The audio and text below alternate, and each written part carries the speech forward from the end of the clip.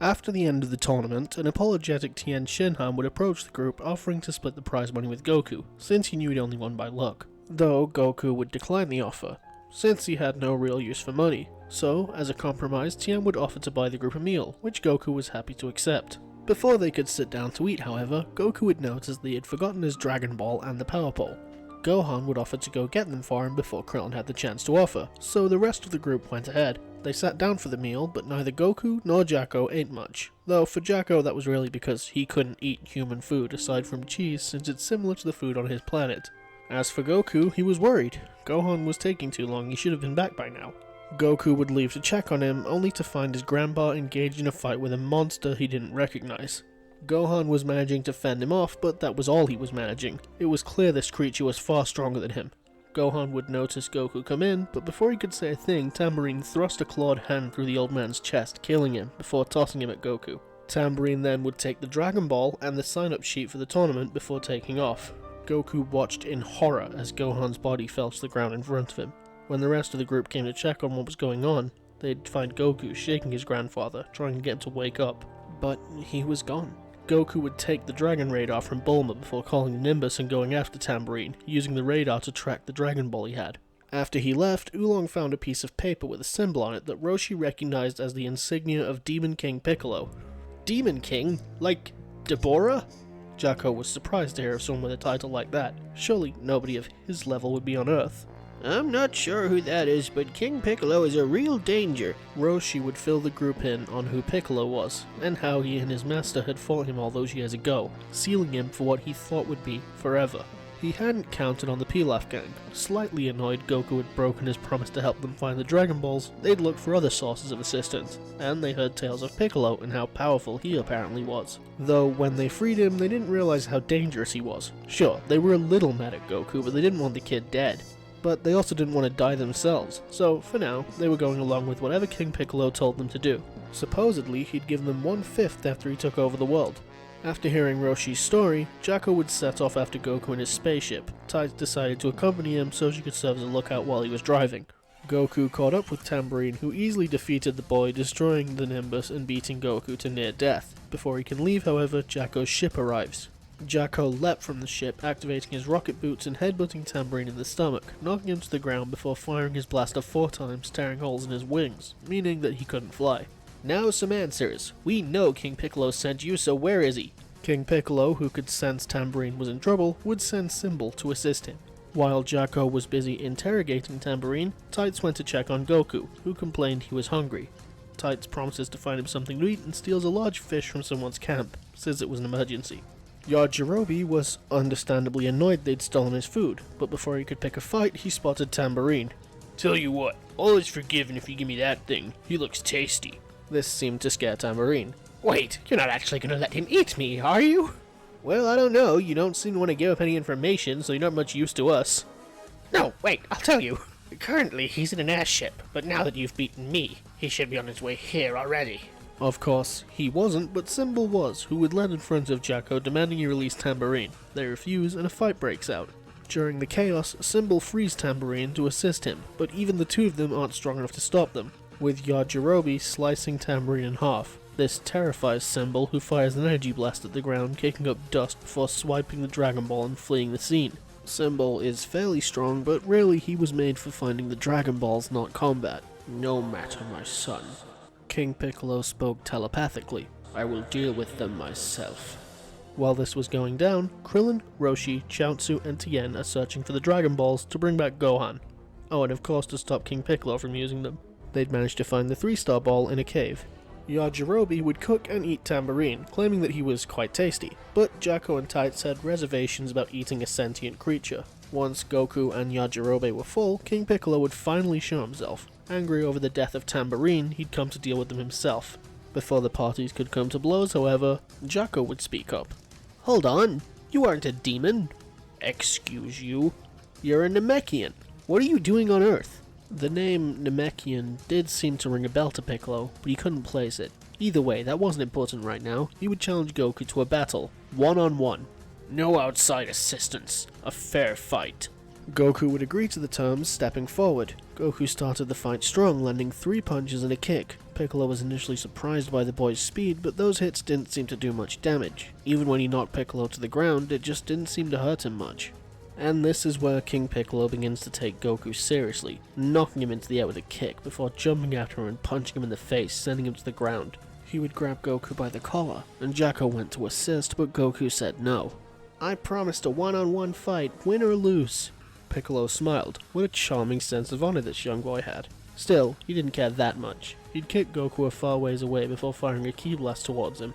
Goku would roll out the way, but he was badly hurt, too hurt to dodge the second one. King Piccolo would fire blast after blast, and though Goku could dodge them, he was exhausted, and the king knew it. He'd keep up the assault. Goku manages to dodge 4 of them, but is caught by the last 2. Despite being shaky on his legs, Goku would rush Piccolo, though he didn't come close to hitting him. Goku would lunge at him again, and was punished for it by a vicious punch to the face. He'd attempt the Kamehameha, but Piccolo just took it. He didn't even block it, and he wasn't hurt at all.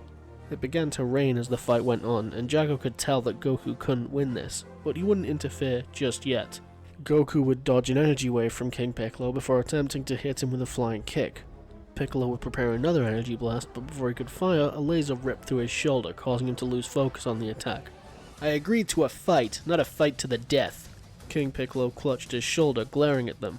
Whatever, it didn't matter. He had the Dragon Ball, and they wouldn't stand a chance once he was younger. He'd fire a mouth blast towards Tights, which Jaco would move to block, giving Piccolo the distraction he needed to get away. Goku might be alive, but he was in no shape to fight him. Tights and Yajirobe would agree to look after Goku, telling Jaco to go after Piccolo. So, after Jaco leaves, they take Goku to Korin's tower, where he takes a Senzu Bean. Tights waits at the bottom of the tower, while Goku and Yajirobe go to find the Ultra Divine Water. Roshi would lure Piccolo out with the Dragon Balls he had. Though Roshi was unable to defeat Piccolo, he'd attempt the Mafuba, but unfortunately missed. With nobody else to stop him, King Piccolo would summon Shenron. Roshi had paralyzed Krillin and Tien, so they couldn't get involved in the fight and risk dying. Chaozu tried to interrupt the wish, but was killed by Piccolo, who succeeded in restoring his youth before destroying Shenron. He wouldn't get to enjoy it for long, however, as Jaco would arrive. "You're here to fight me?" Piccolo was feeling quite confident now that he had his youth back, so he was more than happy to face Jaco. "I'd been hoping to see you again. I'd like to hear more details about these Namekians, in between you screaming." King Piccolo would rush forward attempting to hit Jaco with a chop to the neck, but Jaco ducked the attack before leaping upwards and uppercutting the king, knocking out one of his teeth. Piccolo spat out the tooth, wiping his mouth. What was that? He'd assumed the boy was the strongest among them, but this guy was different, and he possessed a weapon that could harm him. "So, this species you claim I am, Namekians, was it? What sort of people are they?" The Namekians are a mostly peaceful race. They have warriors for defense, but they aren't aggressive. There was a drought a few hundred years ago that almost wiped them out. At a guess, that's when you'd have been sent here, judging by your age. He knew Namekians could live for hundreds of years, so for Piccolo to be elderly, it seemed to match up with the drought timeline-wise. "They sound pathetic. To think a race of weaklings could produce me. I reject my Namekian heritage. I am the Demon King Piccolo."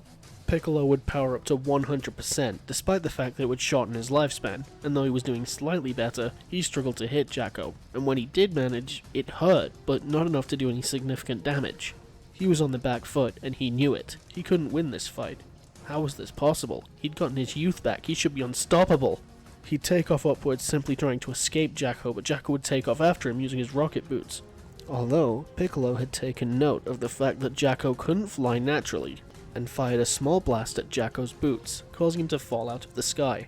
Now that Jaco couldn't chase him, Piccolo would fly away. Though he knew he couldn't do anything daring like try to take over the world, he'd draw Jaco's attention. But since Jaco couldn't sense energy, Piccolo was safe, for now. Jaco would attempt to contact Goku, using the radio he'd given him about 3 years ago. Goku had left it with Tights while he went to get the water. Tights would tell Jaco to meet them at Korin's tower, so Jaco would head there. He'd have to wait a few hours for Goku to come back after drinking the water, if he even survived drinking it at all. But as in the original, Goku does survive and becomes stronger than King Piccolo. After drinking the water, Goku also gained the ability to sense energy. Well, kind of. He's not very good at it yet, but he can locate Piccolo. So, Jaco would give Goku a ride in his ship. They would find King Piccolo trying to return to his airship, though by now the Pilaf gang had ditched him and it was just Piano. Jaco would fire the cannon mounted on the front of his ship, destroying Piano as well as the vehicle, meaning Piccolo had nowhere to go. He wasn't about to go down without a fight, however. He'd go for Goku since he was the weaker of the pair, but this time he found himself outmatched by the boy as well. This didn't make any sense. Goku couldn't beat him last time and he was stronger than he had been then. He shouldn't be losing here. He was all out of tricks and they were both stronger than him, and they were trying to kill him. It doesn't matter. The damage is done. Shenron is dead. You can't bring anyone back. It was petty, but he was going to lose anyway, so one last boast. This enraged Goku, who fired a Kamehameha. This time, however, Piccolo would evade it rather than take the blast. As he did, however, he was caught in the gut by a shot from Jaco's blaster, and then the Kamehameha bent in midair, ripping through King Piccolo's shoulder. He didn't have the energy to regenerate from that, and he was sure he was going to die. His throat began to swell as he spat out one last egg containing his reincarnation, before he promptly exploded, meaning the original Demon King is gone. Goku and Jaco would part ways, with Goku heading to Korin's tower, as in the original. Apparently, he wanted to ask Korin if anything could be done about Shenron being gone. Jaco, however, followed the trajectory of the egg, tracking it to roughly where it would have landed and searching the area. He thought for a moment about destroying the egg there, but decided against it. This was a new life. He couldn't hold King Piccolo's actions against it. That said, it was much too dangerous to leave on Earth. So he was kinda stuck, eventually coming to the conclusion that the only option he had was to take the egg with him. He'd take a blanket from his ship before wrapping the egg in it and bringing it aboard. Now, he had neither the time nor the knowledge to look after a baby, but then it came to him, who better to look after a baby Namekian than Namekians? So he would set a course for planet Namek. If their population was in as much trouble as he'd heard, they'd be glad for the help, and that seems like a good place to stop. Jaco taking Piccolo to be raised on Namek essentially means he's gone for the time being. How will this change things in the tournament, or as we head into Dragon Ball Z? Not to mention Symbol is still out there somewhere. Remember, he didn't die, he just ran off. How will he change things? Find out next time. Let me know what you thought of this in the comments. Even if you hate it, I'd like to hear from you. Maybe consider subscribing if you want to, but that's all from me. Have a good day.